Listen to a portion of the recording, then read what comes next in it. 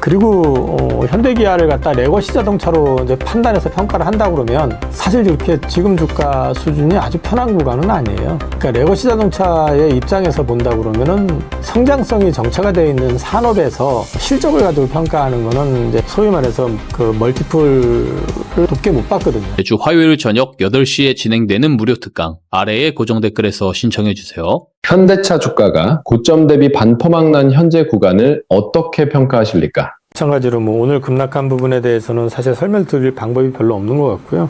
상반기에 어닝은 별로 좋지는 않았고요. 그 다음에 지금 최근에 노조 파업 이슈가 있습니다.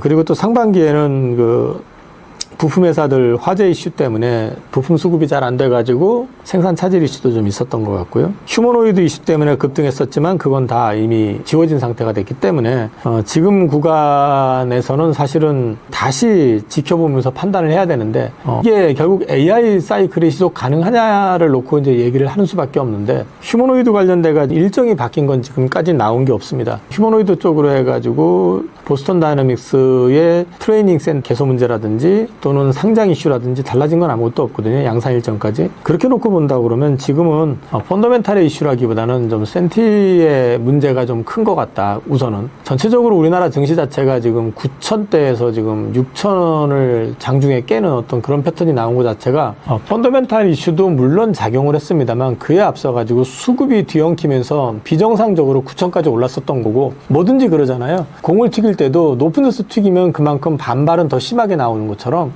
빠지는 거 역시 마찬가지로 9,000에서부터 밀렸기 때문에 그게 하락이 좀 더 과하게 나오는 그런 패턴으로 이해를 하고 있거든요. 그래서 지금 주가 자체는 펀더멘탈로 설명하기는 조금 어렵다. 그리고 이제 결국 지금은 수급이 꼬여가지고 이런 상황이 연출이 된 거지 아직까지 전반이 달라지거나 한 것 같지는 않다. 개인적으로는 그렇게 말씀드리겠습니다.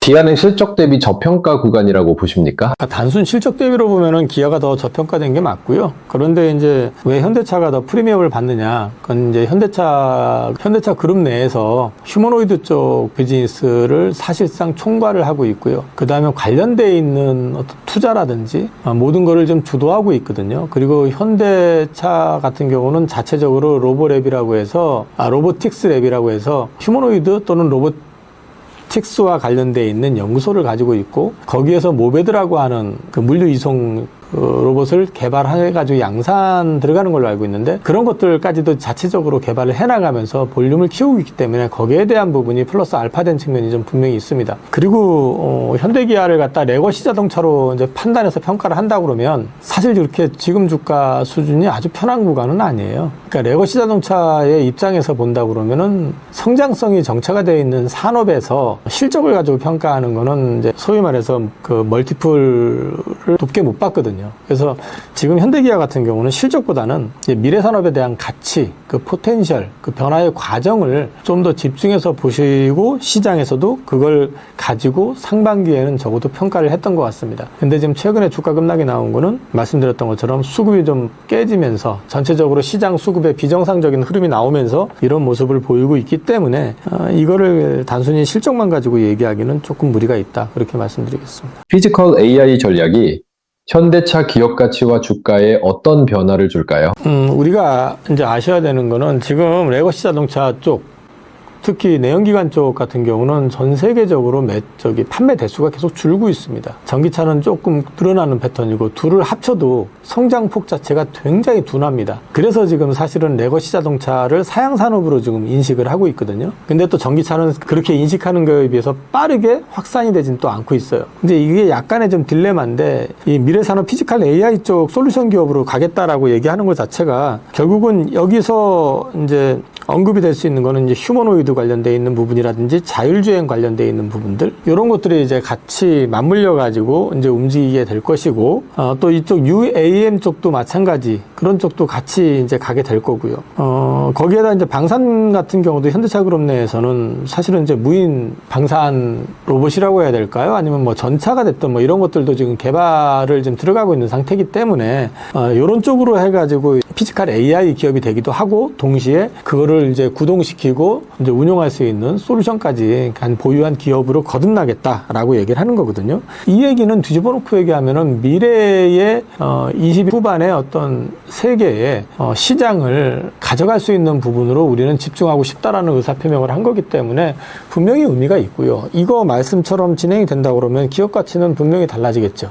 단순 레거시 자동차 파는 회사들 단적인 예로 독일의 폭스바겐이라든지 또 옆 나라 일본에서는 이제 글로벌 1위가 토요타긴 합니다만 그래서 상대적으로 밸류가 높습니다만 그 외의 기업들 혼다나 닛산이나 이런 기업들 또 미국에 있는 뭐 GM이나 포드나 이런 회사들이 밸류를 높게 받지 못하는 거는 사양 산업이라고 이제 인식되고 있는 그 레거시 자동차 쪽에 집중이 돼 있기 때문에 그러거든요. 그래서 이런 부분들은 이제 변화의 하나의 단초로서는 분명히 인정을 하는 거고 그것과 관련된 기대감이 상반기에 일정 부분 반영됐었다라고 말씀을 드리면 될 것 같아요. 현대차 목표 주가 80만 원부터 100만 원까지는 현실적으로 가능할까요? 우선 우리나라는 지금 수급이 제일 문제입니다. 아까도 말씀드렸지만 수급적인 부분이 좀 풀리는 뭔가가 전환점이 나와야 된다라는 거 말씀을 드리고요. 두 번째는 수급만 풀려서 되는 게 아니라 이거는 시장의 인식이 좀 바뀌어야 되거든요. 그러니까 시장이 지금 걱정하기 시작한 거는 소위 하이퍼 스케일러들, 빅테크들 재무적인 가용성, 현금 가용성. 그러니까 이제 이런 부분들이 줄기 시작했다는 걸 우려하고 있고 그래서 채권을 많이 찍어내고 있다는 것 자체를 우려하고 있는 거거든요.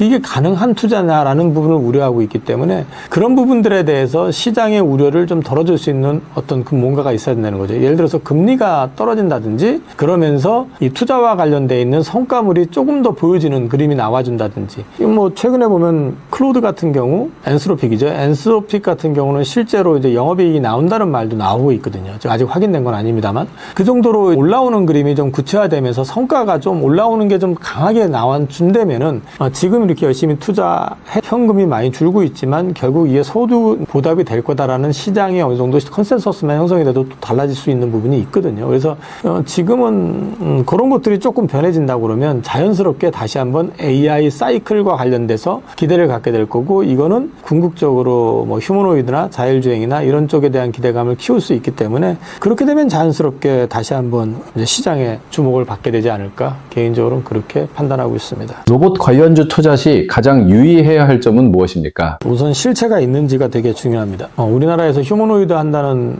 회사, 그룹, 심지어 굉장히 꽤 많이 나와 있거든요. 근데 이 실체가 중요하다는 거는 로봇을 가지고 나와가지고 우리 이런 거 할 거야 하고 보여주는 게 문제가 아니고 거기서 실제 퍼포먼스가 나와야 됩니다. 그러니까 실제 기술적인 상태를 갖다 증명을 해줘야 되고요. 그 다음에 거기서 그치는 게 아니라 이게 어떻게 상용화될 것인지에 대한 구체적인 스케줄 제시 이런 것들이 단계적으로 나와주기 시작해야지만이 이게 좀 가시성이 있다라고 이제 볼 수가 있는 거고요. 최근에 움직임을 보면 삼성그룹이 이제 휴머노이드 사업 강화하고 여기저기 분산되어 있는 걸 전자 내에 이제 사업부를 통합해가지고 운영을 하겠다라는 얘기를 했는데 되게 의미가 없는 얘기는 아니에요. 있는 얘기지만 그것도 중요하지만 그럼 기술적으로 어느 정도 와 있는지 이런 것들도 좀 확인을 해야 된다라는 거죠. 그래서 그런 부분도 전체적으로 좀 확인하시면서 투자를 하셔야 된다. 그리고 계속 말씀드렸지만은 독자적으로 어떤 기술을 갖고 있고 우리가 뭘 할 거야 하는 것보다는 우리나라에서는 어쨌든 그룹사하고 연계가 돼가지고 휴머노이드 비즈니스를 하는 그룹 계열사면 더 좋고 그런 쪽으로 해가지고 관심을 가져보시는 게 더 나을 것 같아요. 일단은 지금은 너도 나도 휴머노이드 얘기를 하지만 모두가 성공하기는 쉽지 않은 영역입니다. 그건 확실하기 때문에 그리고 또 하나는 미국하고 중국 대비해서 우리나라가 휴머노이드 산업이 앞서 있냐? 아니요, 많이 뒤져 있습니다. 그렇기 때문에 우리나라 기업이 지금 참여한다고 해서 그들을 앞선다라고 자신 있게 얘기도 못합니다. 그렇기 때문에 그런 걸 감안하셔가지고 전체적인 퍼포먼스, 그 다음에 일정 제시, 그 다음에 양산과 관련돼 있는 구체적인 이슈들이 나와 있는 그룹사들 중심으로 보시는 게 어떨까 싶습니다. 현대차 그룹 내에서 앞으로 가장 주목해야 할 종목은 무엇입니까? 현대차 그룹은 아마 지분 구조 자체가 보스턴 다이나믹스를 다 가지고 있을 거예요. 그러니까 현대차 아메리카 법인을 통해 가지고 현대그룹 아메리카 법인이죠. 거기에서 또 출자가 다 돼 있는 걸로 알고, 그러니까 각각 그 지분 투자가 지금 기아, 모비스, 그리고 현대차가 지금 거기 출자가 돼 있는 게 다 보스턴 다이나믹스 지분이 출자가 돼 있고, 그리고 현대글로비스 역시 보스턴 다이나믹스 지분을 가지고 있거든요. 그래서 이게 뭐가 좋냐 나쁘냐 이거를 이제 판단하실 상황까지는 아닌 것 같고 각자 영역이 명확합니다. 현대차 같은 경우는 이제 휴머노이드 또는 로보틱스의 전반을 총괄할 거고, 현대모비스 같은 경우는 이제 부품 쪽, 특히 이제 액추에이터 부분을 전담하게 될 거고, 그리고 글로비스 같은 경우는 이제 물류 쪽, 유통과 관련돼 있는 부분을 이제 전담을 하게 될 거고, 되고요. 여기에 더해가지고 이제 지배구조 개편 이슈가 같이 맞물려 있을 가능성이 있기 때문에 그것까지 같이 맞물려서 본다 그러면은 굳이 어떤 게 더 좋다 나쁘다를 떠나가지고 지금은 현대차 그룹은 전반적인 측면을 같이 보셔도 뭐 그렇게 불편하진 않을 것 같습니다.